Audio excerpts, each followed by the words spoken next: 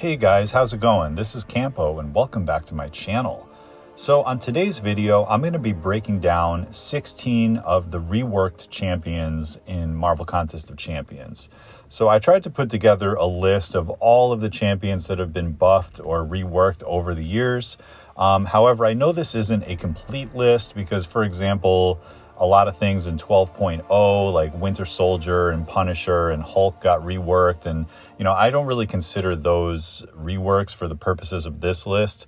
I'm mostly taking older champions like 2016 and older champions who have been reworked through the programs like Luke Cage and Red Hulk, and eventually like She-Hulk and Spider-Gwen and Venom and Carnage, and all of those that have eventually been reworked sort of in the master plan of Kabam. And again, I know I probably will leave off a couple, but I tried to take some of the more prominent ones and rank them from number 16 down to number 1 in terms of their usefulness and what they bring to the game. So this definitely has the potential to be a very long list. So I know I'm only going to be doing a little bit of talking about each champion so that we can move on and this doesn't become another one of those half-hour videos. But regardless, we're going to start with number 16 and go all the way back down to 1. And I'd love to hear some of your input and ideas about who you think goes where. So anyway, starting at number 16, we have Old Man Logan. And already I think some people have sort of a soft spot for this guy, but the bottom line is I think he fell short of his potential. The only good thing he brings to the table is sort of the constant regen, even though it's very small, so you can play passively. And he does have the potential to burst some big damage with the SIG ability, and on that first special too with the critical bleeds. But if you look on my channel, earlier in my channel, I did a side-by-side comparison of the new Old Man Logan and X-23, and on Winter Soldier, she both out-damaged him and out-regened him in 2 fights where I tried to specifically get max regen and max damage. She still did better than he did. So I just don't think there's a very good place in the game for Old Man Logan. And unfortunately, that's why he's number 16. Coming in at number 15 is Gamora. Now, the cool thing about Gamora is that it was a secret buff. Like one day she just appeared in the patch notes with her new abilities. And I will say it is very nice that she has access to buffs. And there are a few special nodes in the game, like Impatience or the Cosmic Grit nodes, which are really nice for her. However, it's just sort of the question of like, if you need a damage dealing buff procking champion, she's really not going to be the one that you bring because she doesn't have much utility and you do need to land lots of heavy attacks to use her. So she does slightly get above Old Man Logan because the damage is nice, and there are a few scenarios in the game where she can like put up some really big numbers and get some guaranteed crits on her specials. But overall, we don't really see much Gamora and she's not very useful in the game. All right, so now we're at number 14, and we've got Daredevil Hell's Kitchen. Now, this guy is fairly unexplored. We haven't really figured out exactly where he fits into the game. And I think on paper, he has a very good set, but I think the main reason that he's so low on the list is I'm a little disappointed in Kabam for 2 things.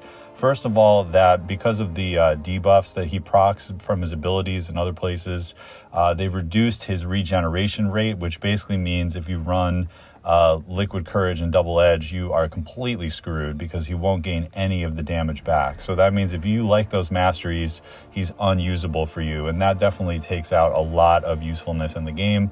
And additionally, he actually had some interesting abilities before, which was the stacking of the armor breaks and the perfect block chance, and they completely took those out of his kit.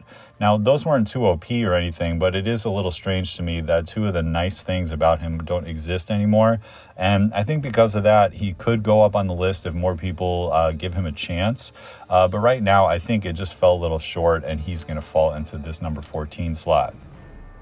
All right, next up is number 13. And I will say that the first 3, I think, are sort of a tier below the rest of the champions on this list. I think all the way from number 13 all the way to 1, all these champs are sort of like very good. and usable in endgame content. So definitely take this with a grain of salt, but at the same time know that we're really getting into the meat of things here, where the champions are quite good and you can make arguments to move them up and down. It just got very competitive very fast though, so that's why we're starting. Number 13 is going to be Punisher 2099. And yeah, I do think that he is a lot better, and he's actually usable now, and he has tons of utility and a lot more damage and power control. They basically just like tuned up all his stats. They made him more playable, easier to get to that overdrive mode and keep it going. The issue is his competition in the tech class is still better than he is, and you're just not going to take him out, even though yes, he has heal block and he has power control and he has decent damage and armor breaks and stuff. Like, it's all great, but it's sort of like a jack of all trades, master of none type situation with him. He would be a great champion if early on in your progression you got him and you could rank him up high as like a 4-star, but it's just compared to like Warlock and Ghost and Mysterio and Hulkbuster, and you know, there's so many other champions that have really good utility. Guillotine 2099, Guardian, it's just like he pales in comparison to them. So even though he is quite good, and I really like what they did with his reworking, so they didn't change his identity, they just made him more usable, he is going to be this low on the list. But I will just reiterate one more time that we're really getting into the champions that are quite good now. So even though he's all the way at number 13, you could make an argument that he goes higher depending on what you have on your roster, and he is a pretty good champ. Okay, so now we are at number 12, and we have Luke Cage. And again, a very, very good champ, a very useful champ. And I think the only reason he is above the other ones like Punisher 2099 is because he is the best champion for the science quest in Cavalier difficulty. With Diss Track and the bonuses that you get from the extra debuffs, he can finish the fights as fast as anybody. You know, arguably Captain America Infinity War is just as fast, but you don't have to do anything except for hit the opponent, and Luke Cage is great. But on top of just that one thing, he does have the indestructible, which Dr. Zola, I remember reading a post on the forums, he called it like a free mulligan basically, and that's what it is. Like, you can take a special 3, you can take a combo, and you can totally survive. He has bleed immunity, and they did make him just a lot better in terms of like the way that he stacks debuffs, and that his physical resistance is no longer a buff itself. And if there are other ways to get debuffs in the fight, like in that Cavalier quest, his damage can ramp up really high. So yeah, he's not necessarily a go-to in the science class, but he definitely deserves a nod, and he's at number 12 because of that. Next up, number 11, we have Carnage, who arguably has the highest damage per second in the entire game, especially when you run him with the Red Goblin synergy. But I've always been a huge fan of Carnage. I love the playstyle of the power gain and the unblockable specials and the way that he ramps up. But yeah, he's mostly a damage machine. But I think it's sort of the combination of like the trueness of his character and just like the insanity of playing him, as well as when you pair him with Venom and Red Goblin, he becomes just like the most ridiculous damage champion in the game. And certainly as we're seeing content being a little bit easier in general, and a little bit less punishing and needing like super niche utility, I think more people are going to be able to use him. And it's just sort of like the combination of the unblockable specials and the way that he ramps up and how fun he is to play and how effective he is at damage and ramping up and just like being super aggressive, that he's going to make this spot. And yeah, I'm looking forward to using my Carnage more in the future. All right, so now we've made it into the top 10. And coming in at number 10, we have Spider-Gwen. And yeah, Spider-Gwen is actually a really, really good rework as well. She went from being probably the worst champion in the entire game to being both like a top class defender as well as a really good attacker. And she was one of the first champions to ever have the slow debuff, which is very useful in the game right now. And there are very few champions that have slow.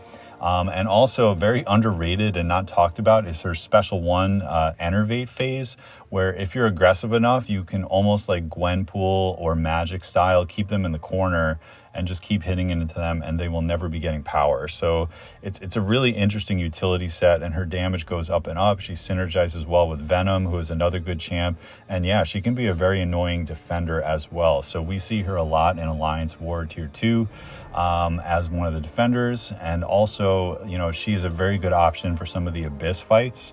I would recommend checking out on YouTube. There are several people who have used Spider-Gwen. I think Suida is one of them, where, you know, you can take her into Abyss, and kind of like how She-Hulk and Stealthy can do a lot of cool stuff. You can also use her. She is a little bit behind She-Hulk in like the overall damage and usability of punishing specials with her heavy. But overall, she's just a very good champ, and I think they gave her a nice new kit, and she's going to be in the top 10. All right, next up is number 9, and I'm giving this one to Gambit. And here's the thing about Gambit. If Gambit came out with this kit in 2016, he would undoubtedly be considered like the best mutant in the entire game. Like, if we saw utility like he has, which is like he can take no damage back on his mediums and his specials and his heavies like Omega Red, he has the bleed resistance, and he has very easy access to lots of prowess and extra special damage. It's a really, really good kit. I just think the reason that he's so far down on the list is because there's so many other good mutants, and also the champion Omega Red already exists, as does Havoc, and he kind of takes up the similar lane as those guys do. You know, like in terms of Havoc, it's like the big special damage and the no damage back from Thorns, and similarly to Omega Red, it's the same thing, only his damage comes from passive damage.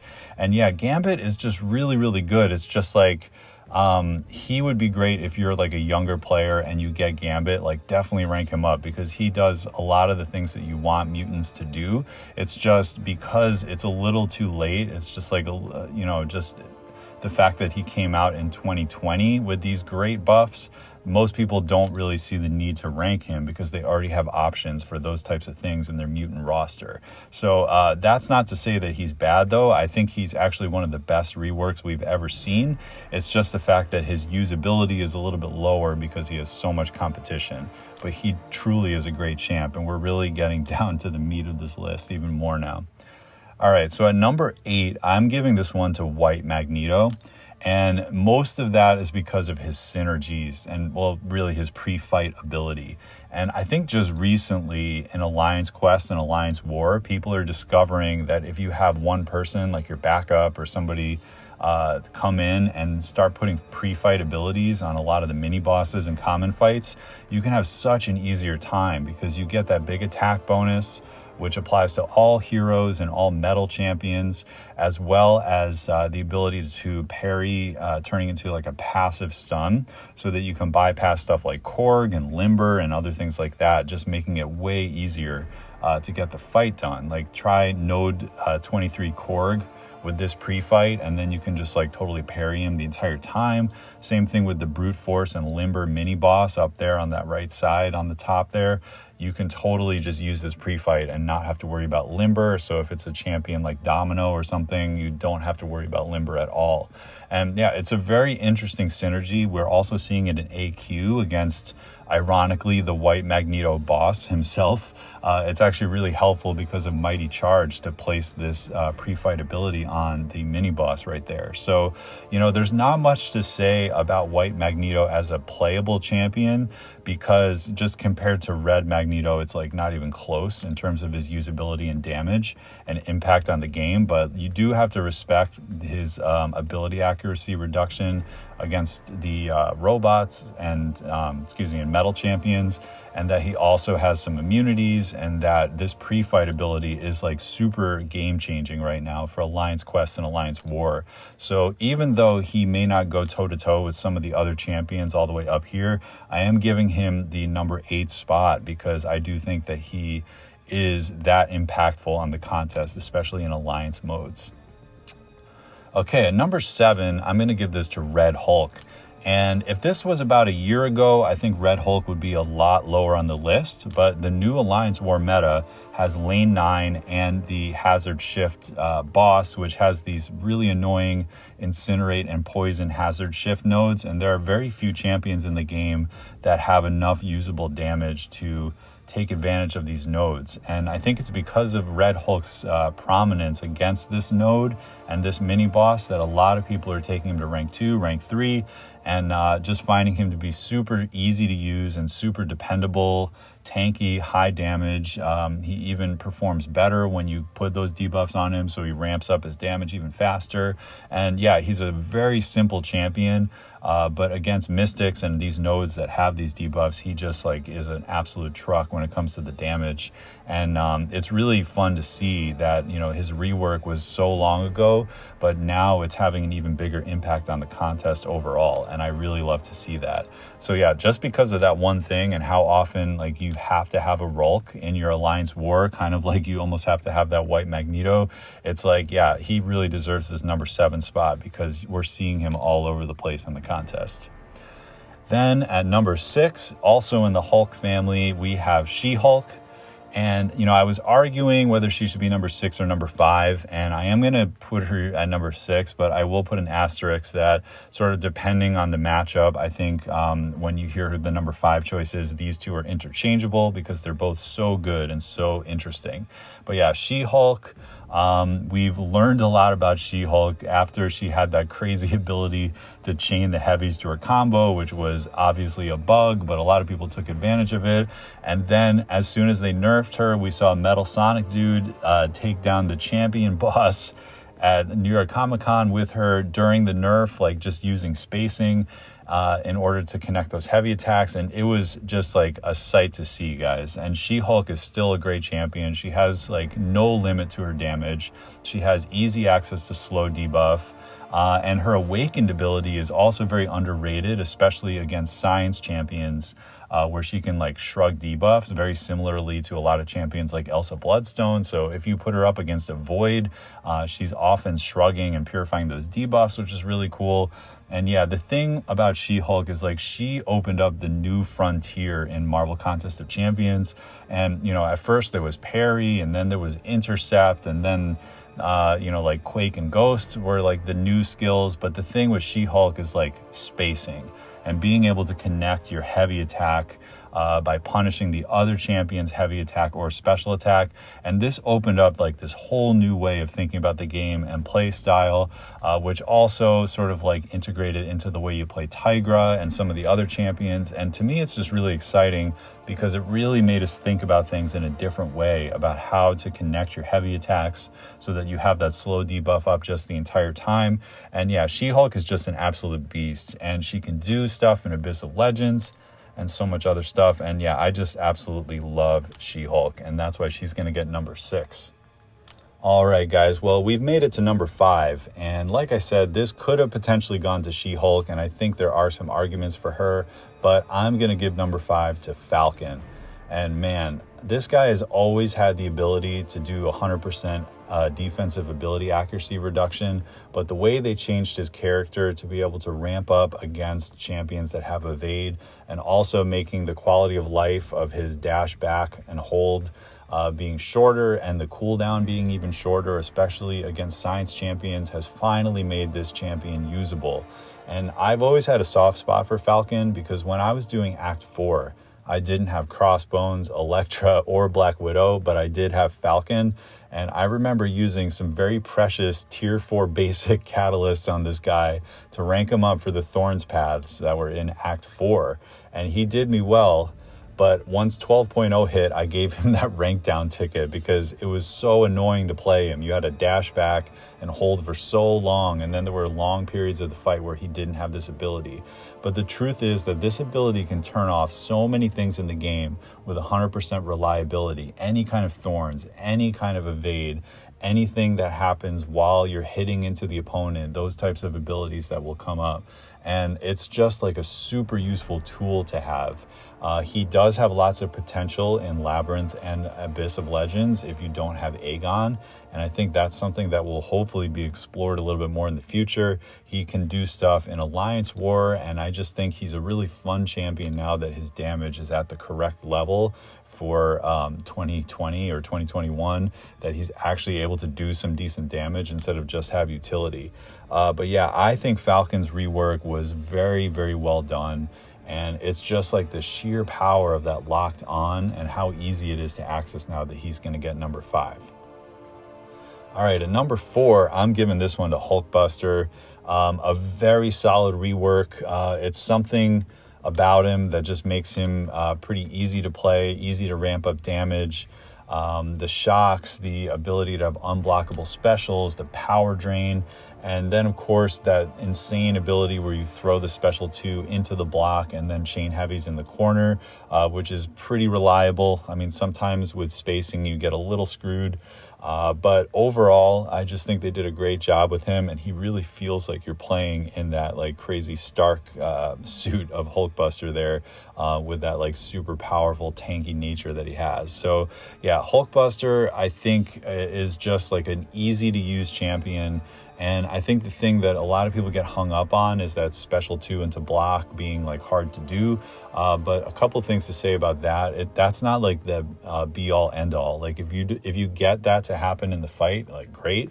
But I mean, the power drain and the ability to ramp up your damage, and even like how hard the special 1 hits, is pretty outstanding all by itself. And like if you do decide to rank up this guy, you will notice how hard he hits and how easy it is to access that very quickly.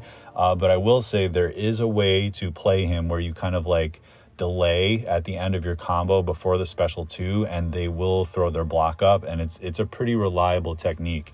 And if you learn how to do that, then you can also get that massive like special 2 heavy spam thing in the corner, which is super fun. So he was definitely usable through a lot of 7.1, and I'm sure he will be moving forward. And he's also a pretty annoying defender. So Hulkbuster went from being like a 0 to a hero very quickly, and I love that dude, and that's why he's number 4 on this list. All right, well, it's the top 3, and if you've been counting on your fingers, I think you know who these 3 will be. I think number 1 and 2 are arguable and interchangeable, and number 3 is right up there with them, but I am giving number 3 to Venom. And yeah, Venom is so useful in so many scenarios, like in Cavalier difficulty, in just about every single variant difficulty quest, against any kind of Spider-Man type hero. He's good in Alliance War. He's good for many lanes in Alliance Quest. He has a little bit of regen and a little bit of nullify, which is super unique for a cosmic champion. He has access to bleed, so he can do stuff like Do You Bleed? It's just like so many things that he's able to do. He's probably the best champion, aside from like possibly Angela or Hyperion for that Cavalier difficulty buffed up lane that is coming out every month. And yeah, Venom is just an absolute beast when it comes to this game. And there's not much else to say about him because there's been so many videos and reviews of him, and he's constantly making it into the top of the cosmic class, like compared to not just these rework champions, but to all the champions in the cosmic class. So yeah, Venom is super useful and super fun to play, and they really did a good job with him, and that's why he's number 3. All right, so for number 1 and number 2, it's Magneto and Colossus. And this is a tricky one, but I think I'm going to put Colossus as number 2 and Magneto as number 1. And again, not too much to say about them, except that Colossus is like an Act 6 beast, immunities, armor, tankiness, ramp up of damage, lots of damage without a lot of hits. Unblockable special 2. If you throw the special 3, he gets like that. Basically, they'll never crit for the rest of the match. It's just an amazing kit, and he's so good for so many different combinations of nodes. I will say, though, that Omega Red synergy for him really takes him to the next level. And I'm not going to say that it's necessary because Colossus is great without it. But in order for him to get that number 1 spot on this list, I think he needs that synergy with Omega Red because it really has a noticeable difference on his damage. And I think that's the only reason that I'm giving him number 2. Because Magneto, you just bring him into a quest, you know there's going to be metal champions somewhere, possibly the boss or one of the hardest fights on the path, and if they're metal, it's over. This guy can take a hit, he can basically just do anything against these metal champions. Giant armor break, giant bleeds, the shrapnel bleed, no abilities, a perfect block almost like all the time, kind of like Morningstar. It's just a ridiculous ability. I almost think it's too overpowered. I think they tuned him up too much. It's like putting a Game Genie on your mobile device whenever you play him, because it's just ultimate cheat mode when you use Magneto. But I will also say, indulgently, that I use this guy all the time in Alliance War and in lots of questing. And, anytime the boss in Cavalier difficulty is metal, it's like, well, this one's going to be easy.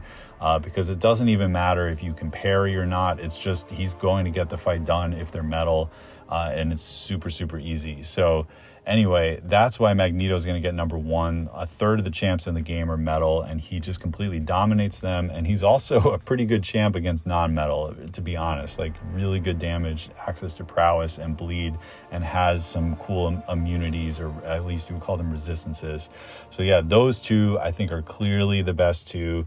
They're slightly interchangeable, but I'm giving Magneto that number one. I think they just made him the king of these rework champs, the most desirable, like the most easy to take to rank 3. If you pull him, even if he's unduped, you know that you're going to use him. And yeah, that's why Magneto gets number one, guys. So anyway, that's my top 16 rework champs. I'd love to hear your thoughts. As you can see, like, once we got to Punisher 2099, it escalated fast because so many of these reworks are so good, which really bodes well for the future when we get to see more of them from the 2015-2016 era. But that's going to do it for today, guys. Thanks for watching this video, and I'll catch you next time.